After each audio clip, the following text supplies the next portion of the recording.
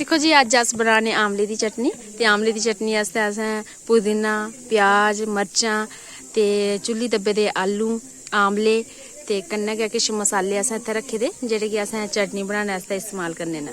ते हून बारी बारी असें सारा किश कुट्टी लैना ते फ्ही इनेंगी असें सारे गी मलाई लैना। ते हून अस पुदीना कुट्टने दे बाद मर्चां कुट्टी लैने आं।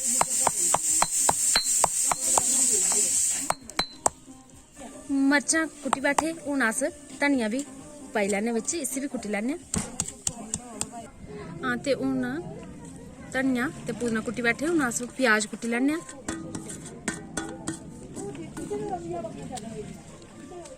हून असें प्याज गी इन्ना नहीं कुट्टना कि लब्भे गै नहीं, असें इन्ना गै रखना इसी। ते हून असें कड्ढी लैना, एह्दे बाद च असें आमले कुट्टी लैने।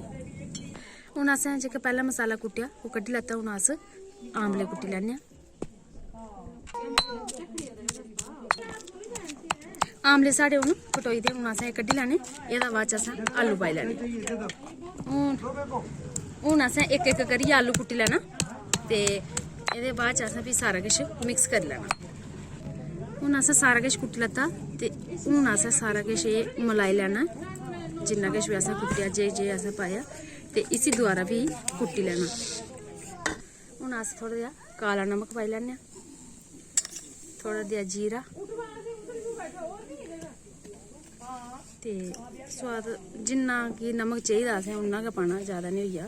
ते तुसें दिक्खना कि तुसें किन्नी चटनी बना दी ते किन्ना नमक पाना। इ'यां गै हून साढ़ी एह् कि चटनी जेह्की ओह् पूरी चाल्ली कन्नै त्यार होई चुकी दी। हून असें कुट्टियै इसी मलाई लैना ते साढ़ी चटनी त्यार। लैओ जी एह् होई साढ़ी आमले दी चटनी त्यार। दिक्खियै मूंहै च पानी आवा दा ते रंग बी दिक्खी लैओ तुस किन्ना गै शैल रंग ऐ होर स्वाद। हून असें एह् पूरी चाल्ली त्यार करियै ते हून अस पूरी चाल्ली खाने गी त्यार ऐ।